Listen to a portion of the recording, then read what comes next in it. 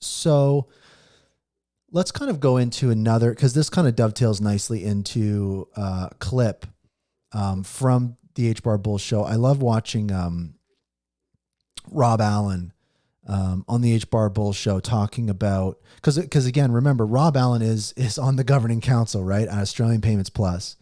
And he can provide some insight, some perspective, push back on some stuff. Because I do think that shark bites thing is important, because at the same time that, we'll be talking about like Hedera is, bad at marketing and we need retail and blah, blah, blah, me on Twitter. It's like, also too, it's helpful to have someone from the governing council speaking to the community and providing that clarity, because sometimes it's like, sometimes there is a reason for stuff. Sometimes there is a logical thought process for some of the things that Hedera is doing. So it's nice to have that back and forth. And like, that's the definition of I think the communication we want to see. I know that the president of Hedera, Charles, is going to be doing, I think there's a president's blog he wants to do. There is there's also he wants to do some more spaces. So that's really what it's about. We got Dave here. No matter how often you make small adjustments to your mic, it doesn't change your voice at all. Well, Dave, the reason I adjust my mic is so you don't hear a change in my voice. And I'll give you an example. So if I'm like this, and then I move my head to read something like this, you hear a change in my voice for sure. But if I go like this, and I move my mic around, you don't hear a change in my voice. That's the point. So that makes sense. With all due respect, Charles is too weak and is outdated. Do you mean, are you talking about the president of Hedera? Too weak. The president of Hedera is too weak and outdated, Paul. I guess that's your opinion. A reason is for Rob's smile as well. Yes, Rob has a very good smile. So we'll play Rob's clip here. And we'll check it out. Cheers. Take care. Thank you for tuning in. So let's take a look at this clip from the HBAR Bull with Rob. I think this was a really, really, really good clip. So yeah, let's check it out. Because it remains the strategic thinking that over time, the growth of the network is going to be driven by large scaled use cases, which will be kind of enterprise, either old school enterprise or the next generation of enterprise, which may or may not be decentralized. So all of that is to say, we have very different perspectives. Governing council cannot get involved in the retail side. The conundrum here, of course, and this gray area, this clear water in between, is that we need retail. The whole network needs retail. You can't blink yourself. It's not, black and white. It's not as binary as that. The retail pays the bills meme is it resonates because retail is part of this equation and absolutely has to be there. And it won't grow organically. It won't be sustained organically without finding a way to feed and fuel it. So there is a conundrum. It's not something governing council can influence, but we expect and hope that the ecosystem partners are able to do that and start ramping it up. Well, a fantastic new development is here in the United States. It seems like we're moving in the direction of regulatory clarity. There's, Yeah, so what we were talking about. So Rob Allen is kind of mentioning, some of the risk averse approaches that the governing council is taking. But then, Brandon here kind of highlights, also weird too, like we're both named Brandon, but, he's highlighting here again, kind of what I was talking to is like, the situation now is very different, right? When Hedera was kind of getting started out, 4 or 6 years ago, that's one story. But now it's very, very different. Like we've got an Ethereum ETF on the way. Think about how crazy that is. We've already got Bitcoin ETFs. We might have a Solana ETF on the way. So the thinking at Hedera, specifically Hedera Legal, does feel very outdated. presidential candidates who are talking favorably, on both sides. It seems like that there's some really good progress that's being made there that would make a layer one like Hedera pretty safe, as long as they are being prudent with how they're talking about the things. It's also become clear to me that funding a decentralized network like this is going to be possible utilizing retail, as long as you stay within those guardrails. And I think that the one thing that we want to do is, if we are utilizing that capital, that we are keeping those people that are providing that capital, make sure that they're top on our list, to make sure that the regulations do go in the right direction when they do actually come to fruition. All right, so the last question I have. And that's a really great point too. Kind of what HBAR Bull is getting at is like a key thing here is, when we look at Hedera, how dependent the organization is on retail, right? Again, the reason that there's like the retail pays the bills meme is like, what generates revenue for the network? It's retail, right? Enterprise isn't really generating revenue for Hedera. It's retail. It's DeFi, it's NFTs, it's this, it's that. That's what's really generating revenue, which is amazing. Like, that's probably one of the most incredible things, that we have an ecosystem that's really starting to take off like this. So it's amazing. And also the original funding of the organization, all these different types of things, are funded by, Hedera and related organizations selling HBAR into the market to be purchased by retail. That's how they fund their operations. That's how they pay salaries. That's how they pay benefits for their employees. That's how they fund projects like DREC and special purpose networks and all sorts of different things. So that's how they're doing that. And so that's where that kind of retail pays the bills meme comes in, is it's not like an anti-enterprise thing. It's just a kind of reminder that the reason that the network is scaling and that we have the infrastructure that we do, and onboarding people into the network, that's really kind of what it's about. And that's kind of what Brandon was getting to. But there's I think Rob gives like another final thought to this, which I want to touch on. Let's hope so. And just to finish off there, it's, we can't wait. I mean, the time is now.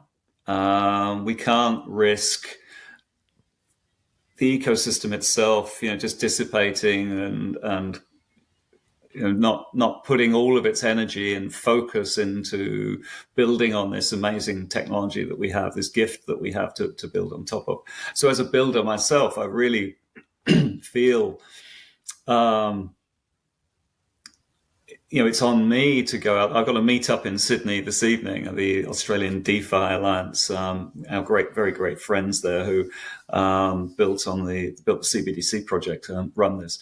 And, I'm going to provide a Hedera update. So every time I step out into the community, which I do a lot, and talk about Hedera, which I do, incessantly, I want to engage with people who have heard about Hedera and who, hold HBAR and hold tokens and love an aspect or many aspects of what's being built in Hedera, whether it's karate combat that's been heard about, or Earthlings, or they love the unique capabilities of Centex, or they love the speed of Source of Swap or the DeFi aspect. So, or just want to find out more about real world asset tokenization, or what we're doing with stable coins, or or everything. And I want that energy to be in that conversation, and that can only be really if there's a consistent and consistent marketing message which engages with that part of the community.